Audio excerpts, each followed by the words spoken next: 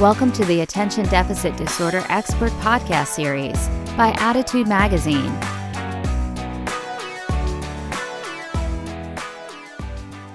My name is Annie Rogers, and on behalf of the Attitude team, I am pleased to welcome you to today's ADHD Experts presentation. It's titled Body-Focused Repetitive Behaviors and ADHD, Helping Your Child with Hair Pulling and Skin Picking. Leading today's presentation is Dr. Suzanne Mouton-Odum. Dr. Mouton-Odum is a licensed psychologist and a leader in the field of body-focused repetitive behaviors, or BFRBs, as well as anxiety disorders and other obsessive-compulsive and related disorders. She has served on the scientific advisory board for the TLC Foundation for BFRBs for more than 20 years and has published several books and numerous journal articles in the BFRB space. In addition to doing research and writing about BFRBs and its effective treatments, Dr. Mouton-Odum has treated hundreds of individuals and their families. She recently co-authored a guide for clinicians with Cambridge University Press that will be available next month, so please keep your eye out. In today's webinar, we will gain a deeper understanding of chronic hair pulling and skin picking, conditions that are really seldom discussed openly. Caregivers like yourselves, you want to know, how do I lovingly and effectively support my child who is battling these behaviors? Our expert today will talk about common myths, triggers, what good treatment looks like, and what you can do to help. We'd like to begin today's webinar by asking a short poll question to our live audience. What have you noticed triggered your child's BFRB? Please select your answers, and you can comment in the text box under the video player to tell us more. You will see the poll results as soon as you submit your response, and then we'll circle back at the end to let you know the results. While you do that, I will point out that live participants may submit questions anytime during the live event. To download the slides, check on the event resources section of your webinar screen. If you're interested in the certificate of attendance, just look for instructions in an email you will get later on today. A transcript of today's event will also be made available in the coming week. If you are listening in replay or podcast mode, just visit attitudemag.com and search for podcast number 453 to access the slides, the replay, certificate of attendance, and transcript. If you support the work we're doing here at Attitude to strengthen the ADHD community, we encourage you to visit attitudemag.com/subscribe. You can sign up now and you will receive our summer issue with tips on how to manage teen stress, scripts on reflective listening for parents, and audiobooks for that summer reading. Sign up for Attitude Magazine for yourself or gift it to someone who could benefit from greater ADHD understanding. Finally, we do have a sponsor for today's webinar, and that is Play Attention, NASA-inspired technology that improves executive function and self-regulation. For more than 25 years, Play Attention has been helping children and adults thrive and succeed. Tufts University School of Medicine found Play Attention significantly improved attention, executive function, academic performance, and behavioral control of ADHD students. Your program will include a lifetime membership and a personal executive function coach to customize your plan along the way. Home and professional programs are available. You can call 828-676-2240 or click the link on the screen to schedule your free one-on-one consultation. You can also visit playattention.com to learn more. Attitude thanks our sponsors for supporting our webinars. Please know sponsorship has no influence on speaker selection or webinar content. So with all of that out of the way, thank you so much for joining us today. Dr. Suzanne Mouton-Odum, we are so excited for you to lead this discussion about body-focused repetitive behaviors. Thank you so much. Thank you for having me. And thank you all for being here. We're going to kind of start by going through what BFRBs are, why people pull and pick, who is more likely to engage in these behaviors, why they engage in these behaviors. We'll get a little into how you guys as parents or clinicians can be most helpful. And we'll save time at the end for some questions. But I wanted to start by saying, I'm assuming many of you listeners are parents, how hard this is. And I just want to acknowledge that because it's, in many ways, I think it's harder for parents going through this than it is for the actual child. And I want you to really listen with an open heart and really some compassion for yourself in going through this, because I just want to acknowledge how hard it is for a parent to walk this journey with their child. And hopefully I will be able to give you some strategies and some ways that you can be most helpful to your child struggling with the BFRB. So we'll go ahead and get started with what are BFRBs. So the most common body-focused repetitive behaviors are trichotillomania, which is hair pulling disorder, and excoriation disorder, which is skin picking. Hair pulling is any hair on the body could be pulled. Scalp hair, eyelashes, and eyebrows are the three top and most common. But fourth is pubic hair, arm hair, leg hair, really any body hair. In males, adult males, it could be facial hair.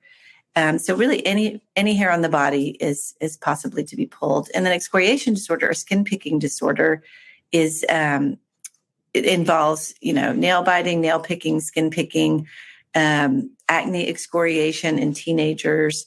And we have a list of common other BFRBs, including nail biting, nose picking, lip biting, cheek biting, nail or cuticle picking, and really any other picking behavior.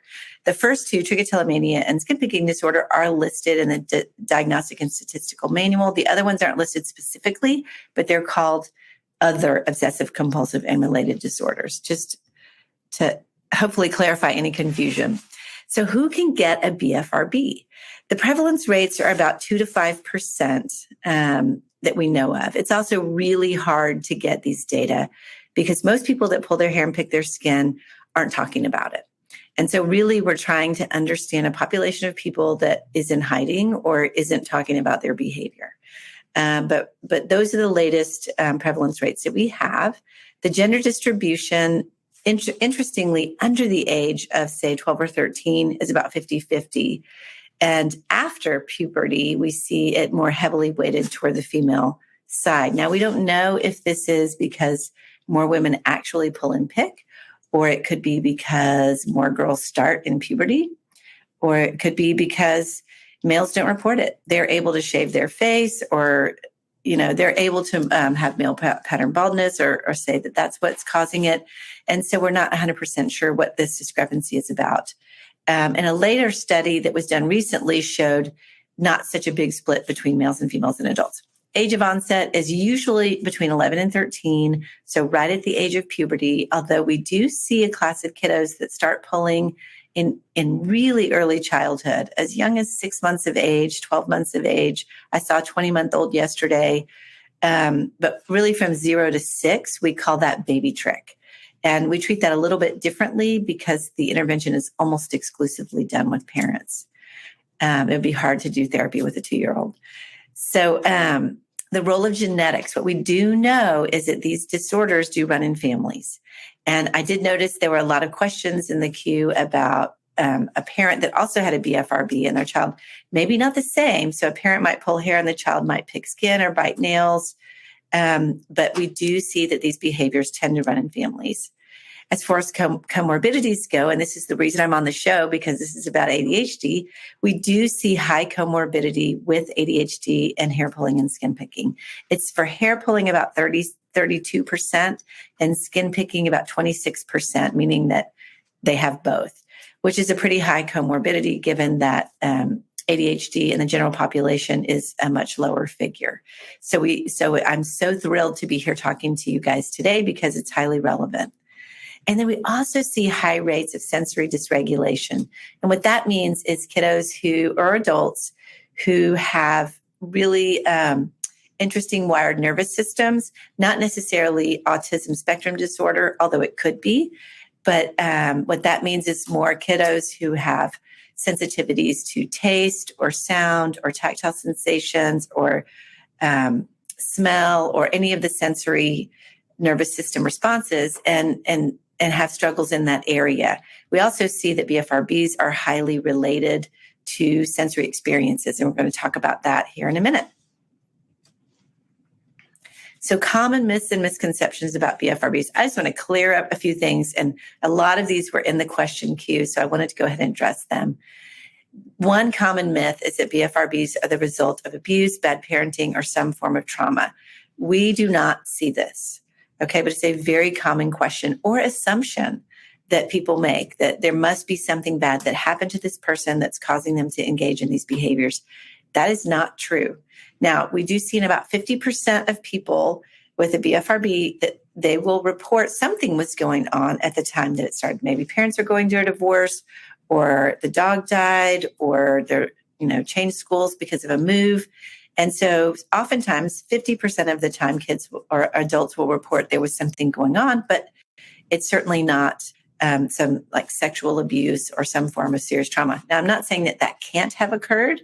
It certainly can, but that is not the reason causing the BFRB. So the second myth is that BFRBs are just a form of OCD.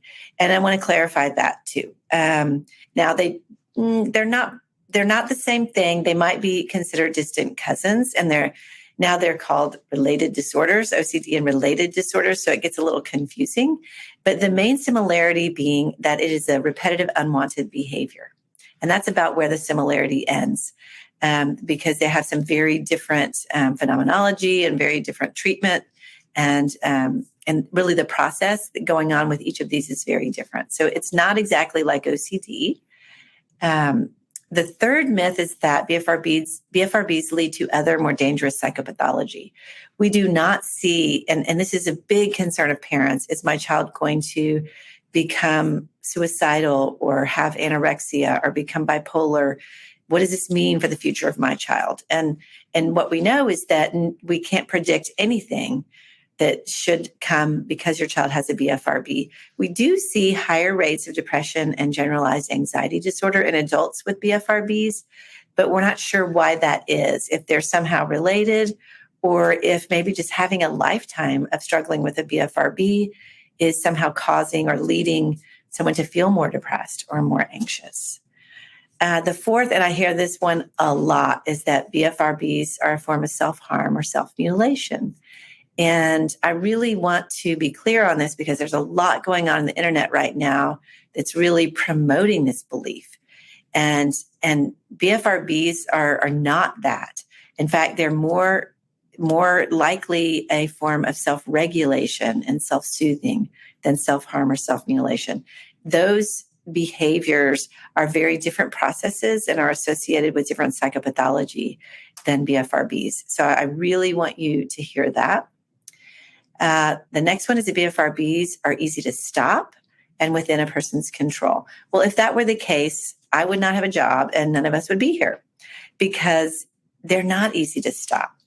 It's sort of like any behavior, and maybe think about behaviors that you've engaged in that you've tried to stop in the past and maybe struggled with. Maybe it's losing 5 or 10 pounds. Maybe it's starting an exercise program. Maybe it's starting a meditation practice.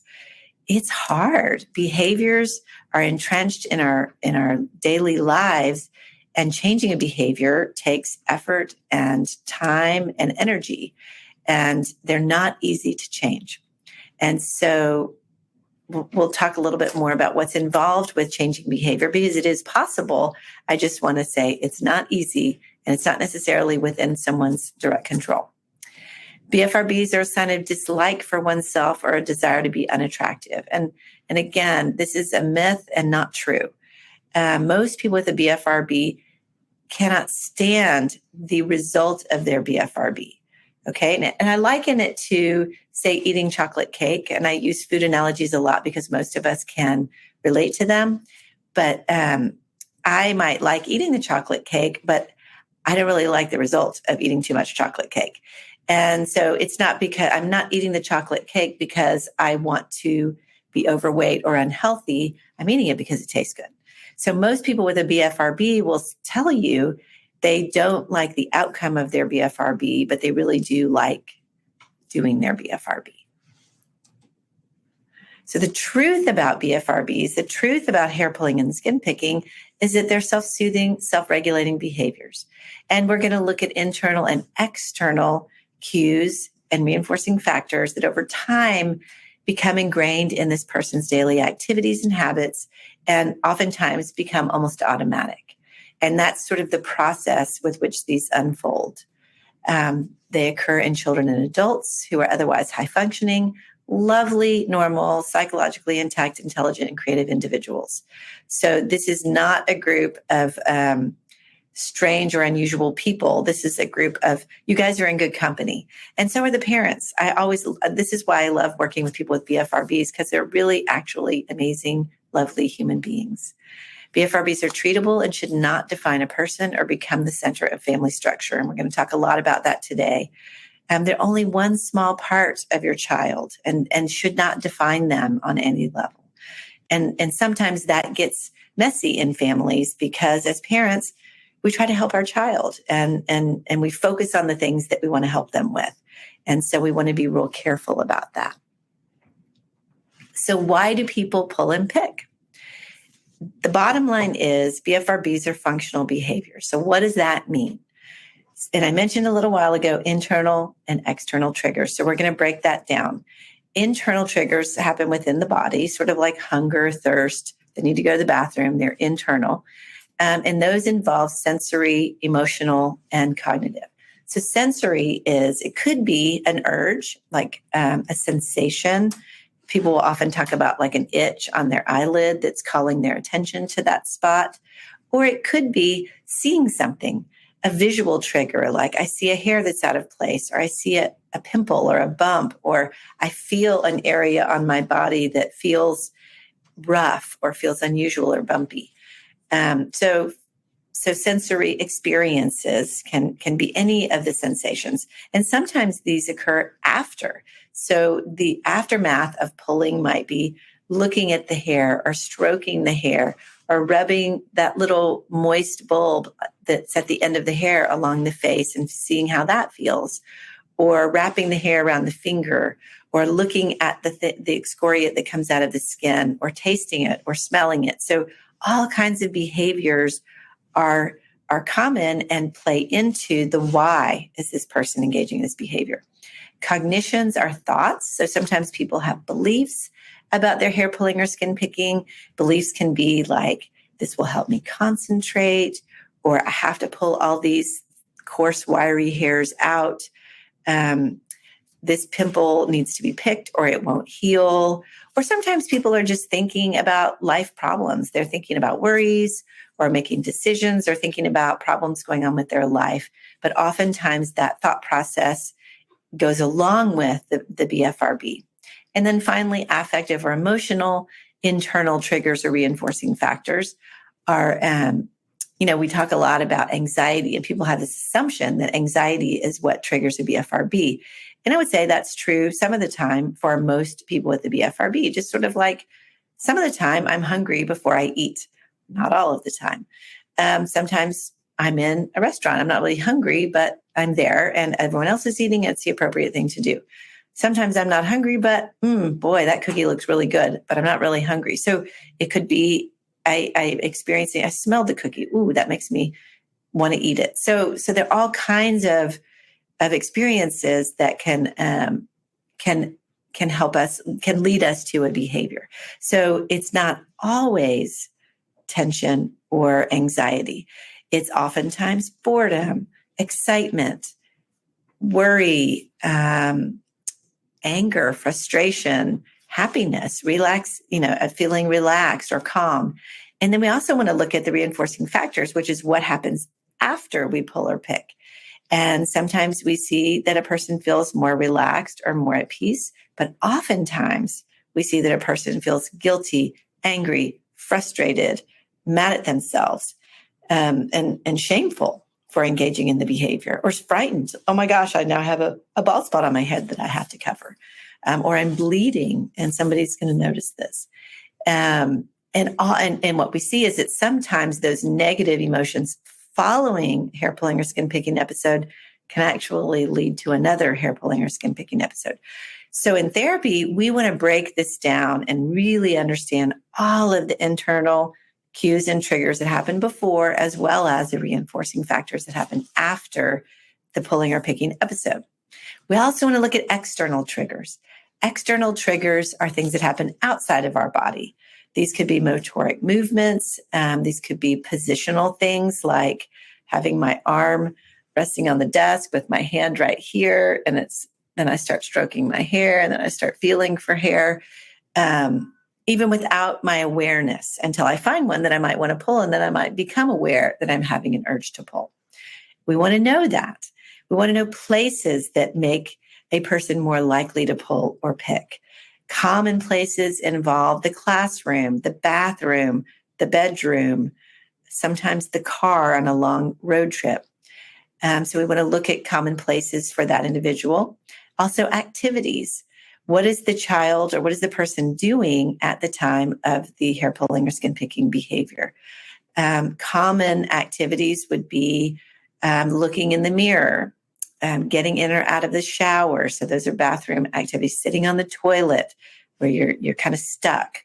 In bed, trying to go to sleep, or in the morning after waking up. In the car driving, focusing, studying, reading, studying for tests, taking a test. So these are all activities that we commonly hear are associated with engagement with the BFRB. And we want to look at automatic motoric movements that might be outside of one's awareness. Like I mentioned earlier, just mindlessly playing with one's hair, mindlessly stroking one's skin until you find something that feels interesting. So sometimes the behavior begins mindlessly and then becomes more intentional. And sometimes it stays mindless throughout the whole thing. A person might kind of look down and go, oh my gosh, there's a whole pile of hair there. I didn't even realize I was engaging in the behavior. Time of day. Most common time of day is evening, but some kiddos will tell us they pull in the morning on the way to school, worrying about a test. So we want to look at, for that particular individual, what time of day makes them more likely to pull and or pick. And then implements. The use of tweezers, mirrors, especially magnifying mirrors, bright lights, anything that would be used or increase the likelihood that the behavior will happen. And it's all important in therapy. And interestingly, it can be different. So for each individual, across individuals, but also within individuals. So for example, I might pull my hair in the morning in the bathroom before school, but at night or in the afternoon, it might be in my bedroom at my desk while I'm studying and I'm feeling more worried.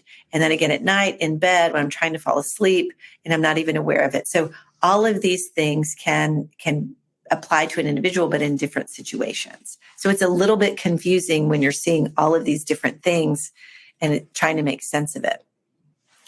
So the most common question that I get from parents is, why can't my child stop? And as I mentioned earlier, behavior change is hard, even for us. And as I mentioned, behavior's hard, especially behavior that's been hanging around for a long time. And I often ask parents, have you ever put something in your mouth that you probably shouldn't have? And most people, if they're telling the truth, will say, yes, I have. And then I'll ask, well, did you do it knowingly? Like when you put it in your mouth, did you know I probably shouldn't put this in my mouth?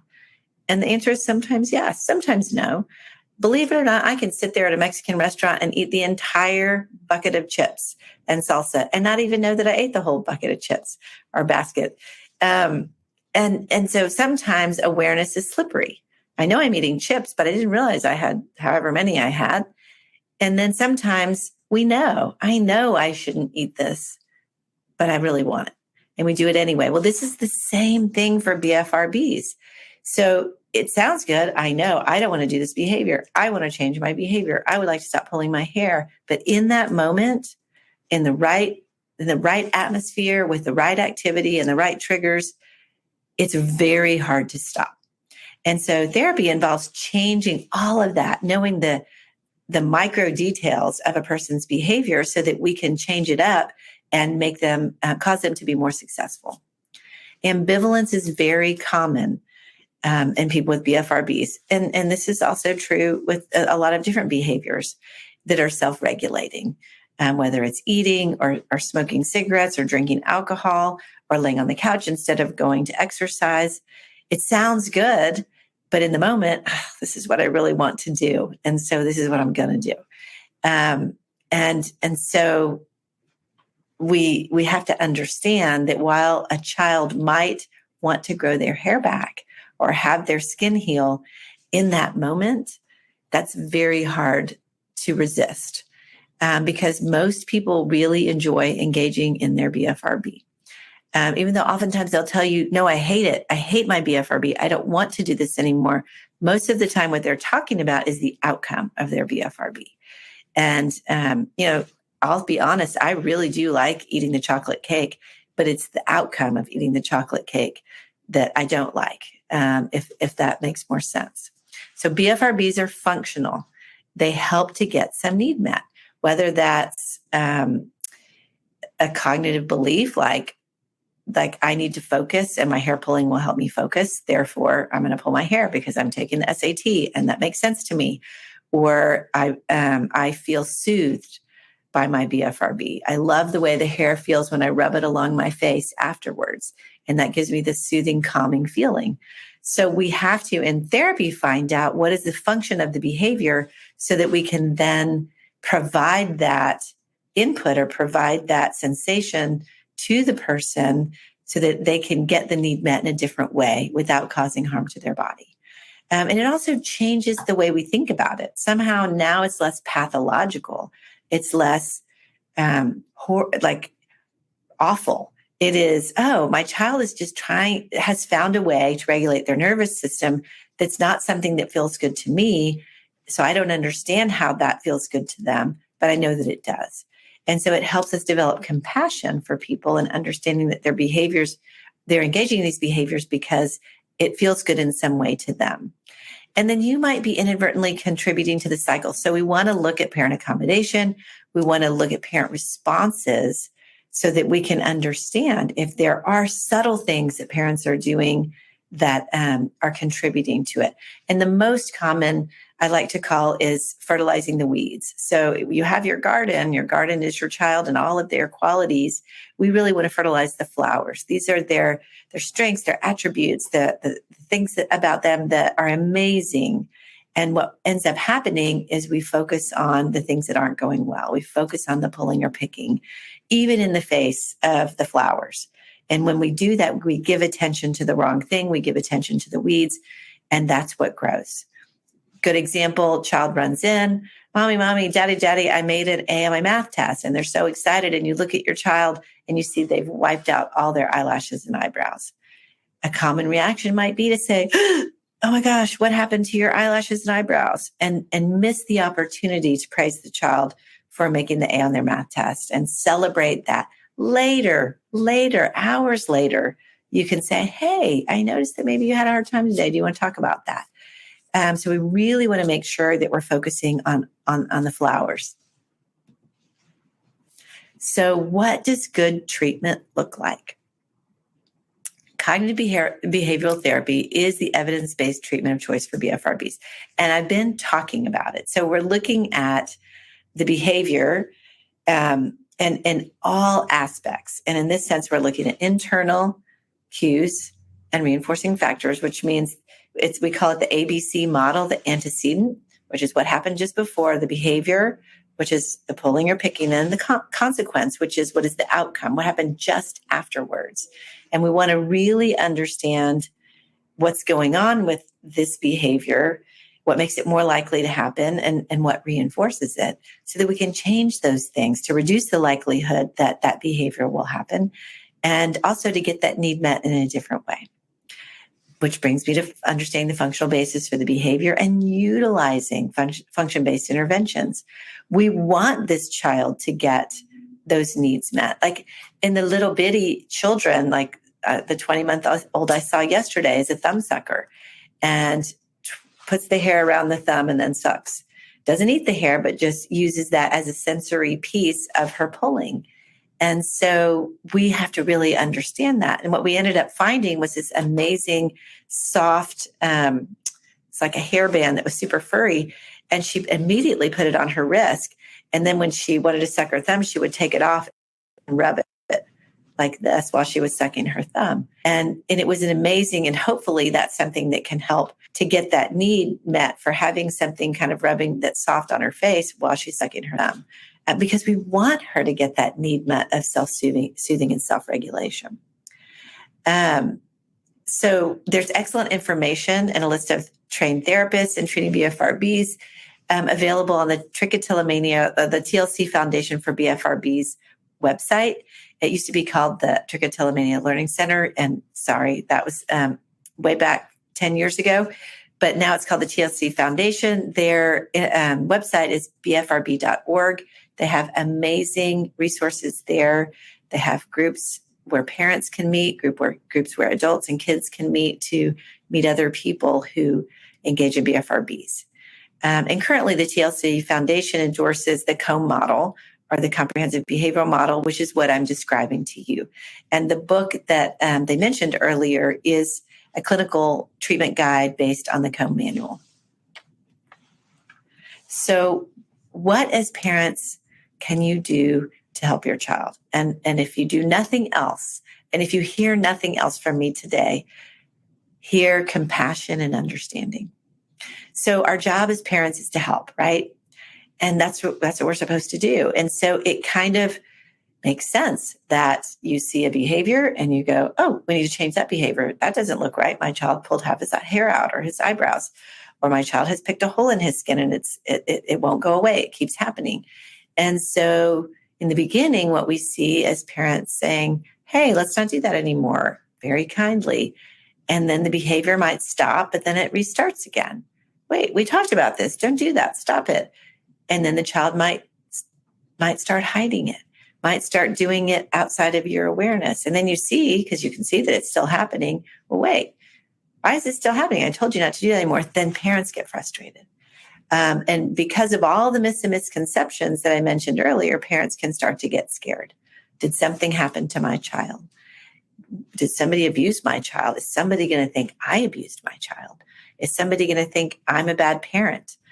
And so we want to be very careful to remember that those myths and misconceptions are not accurate. So our job is to help, but let's talk about some ways that we can help. We can help by developing compassion and understanding.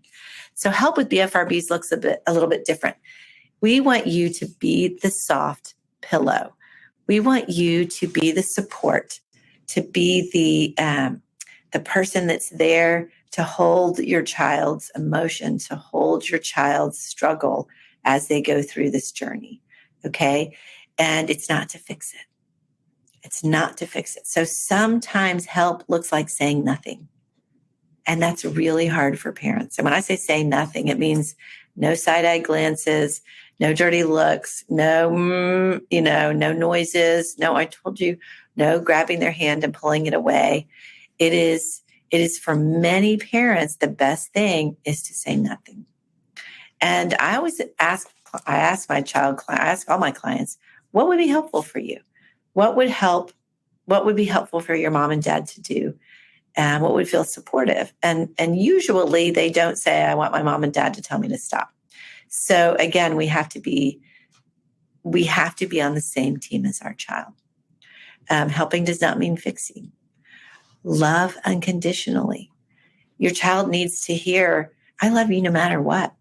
Because what can happen is if all the child hears is about hair, oh, look at her eyelashes are so cute. Or you look so pretty. Look at this picture of you when you were 4 and you had such pretty eyelashes.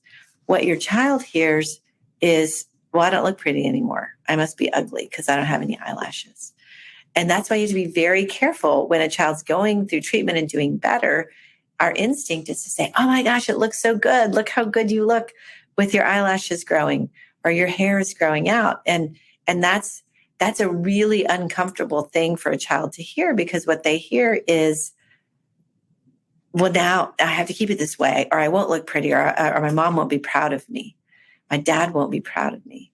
And so we kind of want to take hair and skin off of the table as discussion points. And in therapy, we really focus on engagement with whatever the treatment plan is that the therapist comes up with. Is the child engaged? Are they using their interventions, their strategies? Are they doing the things that we talk about doing? And if they are, that's all that matters. It's sort of like if I do my exercise and eat healthy, the weight's going to eventually come off. I don't have to weigh myself every day. So we focus on the behaviors that we can measure, and we focus on the things that we can see. And we don't focus on hair and skin. Resist the urge to police. And in our book, A Parent Guide to Hair Pulling Disorder, we talk about release, don't police. And it's resist the urge to micromanage the behavior. Resist the urge, unless your child asks you to. Mom, I really want you to tell me when I'm pulling or picking, because I don't know when it's happening. That's great. If it's coming from your child, that's great. But most of the time that feels naggy, that feels negative, and that feels uncomfortable to kids. And, I talk to parents a lot. And one of the examples I give is, if I was about to eat a donut and my husband said, hey, don't eat that. That will make you fat. How does that make me feel? Does that make me feel like, oh, I don't want to eat the donut anymore? Thanks, honey. That makes me feel, thanks for letting me know that. Probably not. It probably makes me angry, frustrated, and makes me want to eat 3 donuts and pitch one at him. And thankfully, my husband doesn't say things like that, but it doesn't improve our motivation to change our behavior by telling someone not to do something in the moment that they really want to do it. And so a better thing might be a distraction. Hey, you want to go on a walk? Oh my goodness, I need your help in the kitchen. Will you come help me with this? If your child says it's okay to hand them a fidget, one that they've said would be helpful to them. Or a simple question, is there something I can do to help you right now? Those are much better ways to support your child than instructing them to do the thing that they already know they probably should do. Or it's out of what I see a lot is kids who are really unaware of it will say, I don't want my parents to say anything. Please don't say anything. And I ask them, please don't say anything for the next week. Well, the next week we come back, and if they followed that, oftentimes the child will say, yes, mom and dad didn't say anything. And I wish they would. I wish they would say, maybe a code word like, I don't know, supercalifragilisticexpialidocious, something that will remind me that I'm doing it. I need to stop. But now it's coming from the child. It's not coming from you. And it's a much healthier way to address it. Or I just want mom to give me a hug or hold my hand or just walk out of the room. So oftentimes we're working together as a team to figure out what feels like support, not policing and not nagging. And the other piece is focus on other aspects of your child. Focus on the flowers, all the most amazing things about your child and their strengths, their sports, their dance, their ability to play, I don't know, Minecraft or whatever they like to do. That's what we want to focus on. Or their kindness, their ability to be a good friend. And that's what we want to focus on and take the focus off of hair and skin. Now, a lot of parents will say, but if we don't work on this, they're going to get teased. I'm just trying to help them not get teased. And of course, we don't want our children to get teased. But many of them will, and many of them will get teased for things other than hair pulling and skin picking. Most people will say they got teased at some point in their childhood. And because, 2 to 5% of people engaged in a BFRB, most of us weren't pulling our hair, picking our skin. So it's probably going to happen anyway. And a better approach would be to really prepare our child for, well, how would you handle that? If somebody did say something, what would you say back? Like, hey, why don't you have any eyelashes or eyebrows? Now we're talking about skills. And now we're arming them with some tools or ammunition to have something to say or to do. And there are a million right answers. And I always work with the child of what feels comfortable to them and what makes sense to them, and what they're willing to share. Some kids will say, I have trichotillomania, go look it up, knowing that most people can't spell that word in fourth grade. And so, and that can make other kids go, what? And not feel very smart. So, but some kids aren't comfortable with that sharing, and they just want to say, it's none of your business, or, whatever, and find a way to escape that without internalizing it and feeling negatively about it. And that's really the biggest risk. As when you think about being a parent, what do you want for your child? What do you want your child? What do you want the outcome of all your parenting effort to be? And usually what I hear when in response to that question is, I want my child to like themselves and to be a responsible human who, is able to take care of themselves and is a kind person. And so when we reframe it, we see that focusing on hair pulling and skin picking probably isn't going to get us there. And what we want our child to know is that we love them no matter what. No matter what, hair, no hair, it doesn't matter. They're still an amazing human being. Okay, so I really want you to remember that. And sometimes it takes just reminding yourself every day of all the cool things about your child, everything that they do that's amazing, or anything they do that's amazing. Sometimes children are at that challenging age and it's harder to identify those things. And then they go into an age that's easier. So love your child unconditionally and tell them so. Honey, I don't care if you have hair or not. Hair does not make you a special person. There are plenty, believe me, I see plenty of people with lots and lots of hair that are not happy. Because I treat people with all kinds of different psychological problems. I also see people that have a lack of hair for one reason or another. Sometimes they pull it. Sometimes they just have thinning hair or male pattern baldness, and they're extremely happy people. And so hair does not equal happiness. So we have to be careful not to fall into that thinking trap. Ask your child what he or she needs from you to help them feel supported and loved. Ask them, right? That's a better use of your time talking about BFRBs than nagging or reminding or throwing strategies at them. When there is a setback, because there are setbacks, you'll do well for a while and then the child comes home and they've done a big wipeout. We want to use that as an opportunity to focus on problem solving. Oh my goodness, what happened?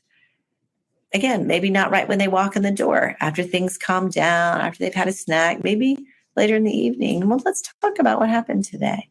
What was different about today? And go into problem solving mode. Were you missing something? Did you not have your strategies? Did you forget? Okay. Oh, that was a really hard test. All right. Because sometimes that's the bit of information that was missing. Oh, I got in a fight with my friend and I was really sad about it. I was really worried she wasn't going to be my friend anymore. That's great information. Well, let's talk about what could you have done differently in that moment? How might you handle that differently next time? Now we've moved into problem solving and healing, and also really talking about what's going on with your child rather than them feeling blamed or like they've done something wrong. Stay positive and supportive, which is great advice to all parents at all times. We want to stay positive and supportive, which is hard. It's also hard when you're facing things that look really scary, like bleeding wounds and things that are visible to others. And if you're honest, a lot of clients have been very vulnerable and honest with me and said, yeah, I worry that people are going to judge me, or I'm embarrassed. My child is walking around with a giant bald spot or picked places all over, and I feel embarrassed. And so really talking to someone or getting support from your loved ones about what you're struggling with, so that you can stay positive and supportive with your child. Reducing the focus on outcomes it's important to not focus on hair and skin, because what can take 8 weeks to grow can take 8 minutes to remove, right? Especially with eyelashes and eyebrows. And so if your child does 8 weeks of amazing work and has 8 minutes where they remove it all, we don't want to focus on that 8 minutes. We want to focus on the 8 weeks. But then I might ask, okay, but well, let's talk about what happened this time. What was different? And then go into that problem-solving mode. You want to stay calm, especially when you see the BFRB in action. And honestly, sometimes you may have to leave the room. You may have to leave the room. And especially if your child has said, please do not comment on my BFRB. Look for a trained therapist in your area. BFRB.org has a therapist referral list, which is super helpful to locate people. If you're in an area where you don't have someone trained, there are many providers that do online treatment. And so I would look there. There's also this treatment manual coming out. So therapists could read a treatment manual and help your child in that way. Be sensitive when talking to friends and family about the BFRB. I always ask parents to talk to their child first, or we talk about it. Do you want your mom and dad to let people know? I think that keeping it a secret shames the child and makes it sound like it's a really awful, dirty little secret that we can't talk about. So I really encourage parents to normalize it and say, oh yeah, it's just no big deal. It's like nail biting, which it actually is, very much like nail biting, and we're working on it. So if and then if your child gives you permission, you might even say, if you see him doing it, maybe you could suggest this, or maybe you could respond in this way. Or if you see him doing it, please don't respond at all. Now, sometimes kids will ask their buddies, hey, if you see me, picking my nails or biting my nails, will you point it out to me? Sometimes kids do want that, but I love it when it comes from them. So get respectfully curious. And timing is everything. Tell me about that today. What happened today? What was different? I'm curious. So being curious and not appearing judgmental or shaming. So summing up the basics, be kind. People with BFRBs tend to be perfectionistic and can be very hard on themselves. I imagine their parents can too. So be kind to yourself, be kind to your child. Know that behavior change is a journey. It is not perfect. It's a forward and backward movement. So know that going into it. You're not alone. There are many, many parents out there going through the same struggle that you're going through. Behavior therapy is helpful and it works, but it requires effort, energy, and a willingness to tolerate some difficult times, some rough patches. So it's important to really know that, and that timing is everything. If you have a lot going on in your family, if you have a lot going on, if your child has a lot going on, maybe this isn't the right time. If you're going through a divorce and it's really hectic and your child's pulling their hair out, this may not be the right time. Maybe we have bigger fish to fry than the hair pulling, and so or skin picking. And so we really want to make sure that we're at a place of having the bandwidth and the energy and the space for dealing with that issue. So finally, resources. I just wanted to reiterate the TLC Foundation for BFRBs. There are lots of books out there. I've listed a few here. One that I authored with Ruth Gollum, A Parent Guide to Hair Pulling Disorder, for parents out there and for therapists out there, the Comprehensive or COMB Treatment of Body-Focused Repetitive Behaviors, a clinical guide. It's coming out next month. So I wanted to thank you very much and open it up for questions. I wanted to make sure that we had enough time for that. Yes, thank you so much, Dr. Mouton-Odum. That was incredibly informative and delivered with such kindness. So thank you so much. Before we start the Q&A, I will do a quick thank you to Play Attention once more for sponsoring today's webinar. And you can see the results from our survey that about a quarter of people reported that negative emotions, stress, and anxiety were the most common triggers for their child's BFRBs. And then behind that was skin irregularities, acne, eczema, anything that kind of might draw attention. Those were definitely the leaders in the pack. And then implements, sensory triggers like itchy clothing and settings. Really interesting set of results. So I did want to ask, we had a number of parents who were concerned about infection, especially with skin picking. If you could offer a script for parents who obviously want to address with an antibiotic and a Band-Aid, but to do so in a way that is not shaming. Absolutely. Great question. And it is a big concern. I mean, skin picking, more so than hair pulling, can lead to bodily harm. The only bodily harm you can get from hair pulling is ingesting hair, which about 13% of people do. But with skin picking, besides scarring, which is, bodily harm, but infection. And so making sure, as with anything, if your child stubbed their toe or cut themselves, we would use antibiotic wash, we would apply some antibiotic ointment, and we would put a Band-Aid on it. And Band-Aids are actually incredible barriers for skin picking, especially if there is one area that a person keeps going back to. And I bought some the other day, make these, it's like a Band-Aid cover, and it covers a large area, and it stays on even through showering. So you can keep it on even for a week or two. And so the whole process of caring for the wound, and as far as the script, it would be like, oh, honey, I noticed that you're bleeding. Let's go ahead and let's pay some attention to that. But you want to be careful because you don't want to positively reinforce it. So like, oh, sweetie, the comfort and this is so hard. And you might do that later. But in that moment, I would say, let's do what we need to do. Let's wash it. And then we're going to put some antibiotic ointment and a Band-Aid, and we're going to cover it up. They may not want that. And they may not want it for a variety of reasons. Some kids don't like the sensation of Band-Aids, but I would really encourage you to find the right Band-Aid, because Band-Aids come in a variety of different textures and thicknesses and sensations. And for those sensory oriented kids, it's super important to get the right one.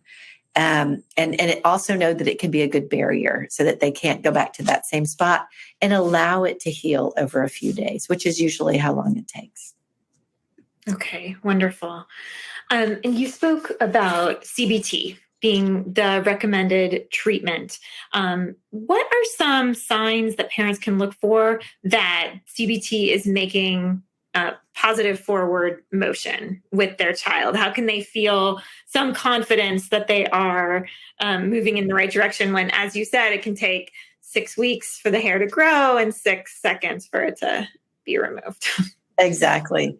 Or 6 minutes. Yes, so I think it's 6 seconds would be, most people pull one hair at a time. That would be really hard to remove a whole lot. But you're right. It's fast. And so what we want to look for, as I said, is engagement.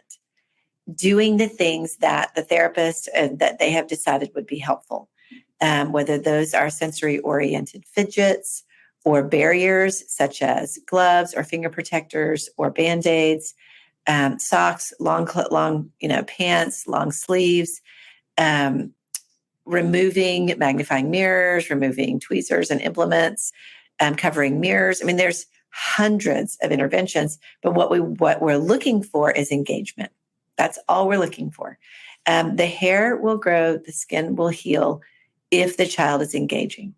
And so when you check in with your child, the question isn't, did you pull today? It's, how are you doing with using your strategies? How's that going? And then help them problem solve. Oh, I forget to bring my strategies when I watch TV. We'll get a little basket and put it by the TV and fill it with things that would be helpful. So that, again, speaks to problem solving and helping them to be more successful, because we're the parents that we're the means to that. We have to buy the things. We have to go on Amazon and order the things. I'll get you more Band-Aids, no problem. But let's put them here, here, and here. I'll get you a hat. We have 10 hats. Let's put them here, here, here, and here. So it's again about engagement. Oh, that's a great reminder. And speaking of which, engagement, is there a way to involve your child's teacher in this plan? Again, you were very clear about speaking with your child about what is most helpful, of course. But aside from that, any pointers for parents who want to bring the teacher on board in helping this process? Sure. I think that it depends on the teacher. And I would always educate the teacher about BFRBs, either have the parent educate the teacher or have the therapist of the child educate the teacher, and be very specific about what the teacher can do that would be helpful. Because well-meaning teachers oftentimes think they're doing the right thing, but aren't. Like they might see the child in the back of the room. Well, if the child has ADHD, they don't need to be in the back of the room. What the teacher might think, oh, well, they're pulling their hair and the kids can see them, so let me just move the child. And we don't want to do that. What we want to do is whatever is helpful for the child. And it might be going by their desk and putting some ticky-tack on it very discreetly. We do not want to call the child out in the middle of the classroom. That's the last thing we want to do. But I've seen teachers do it 100 times. Well-meaning, hey, put your hand down. That is incredibly shaming to that child potentially. So we want to encourage the teacher to be respectful and kind of problem solve with them. How would that work? Or if you see the child's really struggling, we might ask the teacher if the child can go run an errand.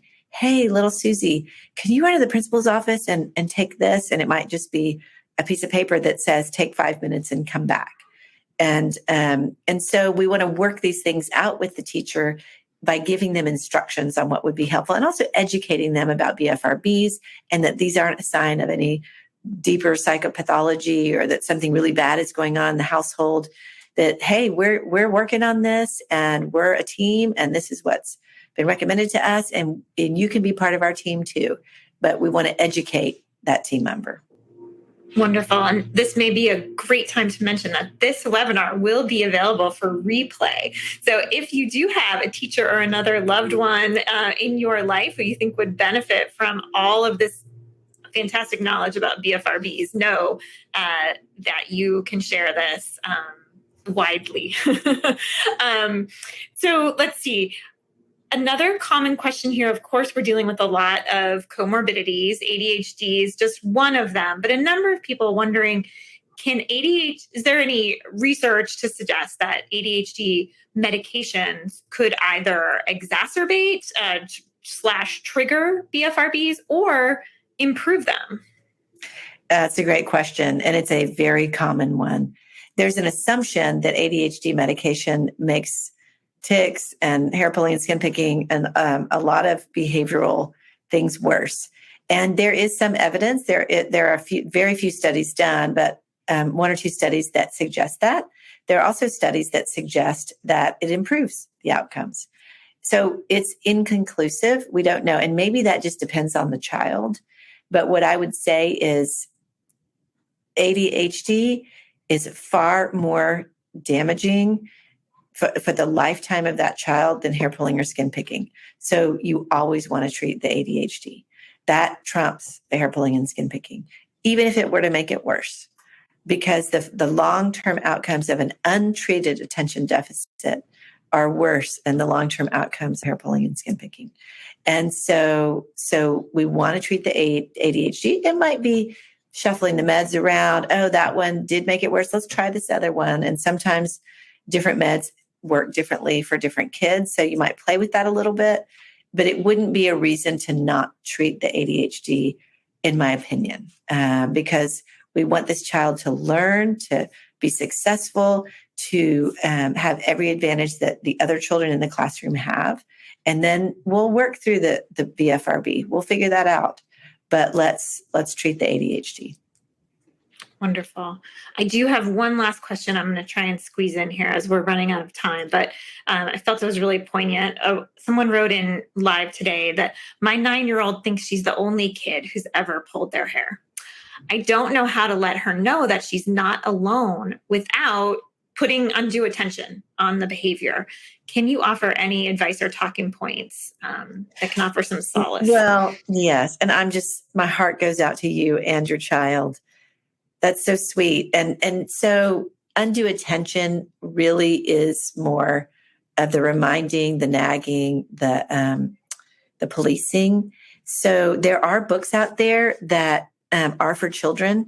One is called Feathers, about a bird that lost its feathers. There's another one that a client brought in earlier this week. I can't recall the name of it, but I'm sure if you look on Amazon, and they're written for kids. I mean, and I'll pull books out and go, there are books written on this. They don't write books about stuff that only one person has. Like lots of people have this. If you go to the BFRB website, I believe that there are some videos of kids sitting around. There used to be a video. I think it was called the Heart video. And it was about kids talking about having a BFRB. It's the sweetest thing. And so letting your child know you're not alone. This is actually not that uncommon. Most people have heard of tic disorders or Tourette. It's way, way more common than Tourette. It's about as common as OCD. Lots of people have heard of OCD.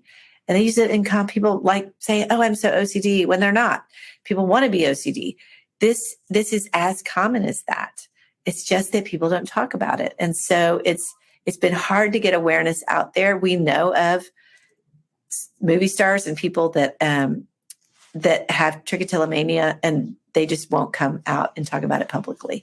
So we're working really hard to get the awareness out there through the TLC Foundation. And I see we're out of time. We are. I hate to end it because I have just learned so much personally, and I know that our audience has really appreciated your time, your attention, and also your willingness to speak out and to set the record straight and to offer some real strategies for parents. So I think we're on the road to increasing the spotlight and making fewer kids feel like they are alone. So thank you so much for that. And I want to thank everyone who joined us today. And I hope that you will join us again for another Attitude webinar. If you want to make sure you don't miss any of our upcoming webinars, you can sign up to get our email alerts at attitudemag.com/newsletters. If you are listening in replay or podcast mode, just visit attitudemag.com and search for podcast number 453 to access the slides, the replay, certificate of attendance, and transcript. If you support the work we're doing here at Attitude to strengthen the ADHD community, we encourage you to visit attitudemag.com/subscribe. For now, I hope you have a wonderful day. And Dr. Mouton-Odum, thank you so much again. For more Attitude podcasts and information on living well with attention deficit, visit attitudemag.com. That's ADDITUDEMAG.com.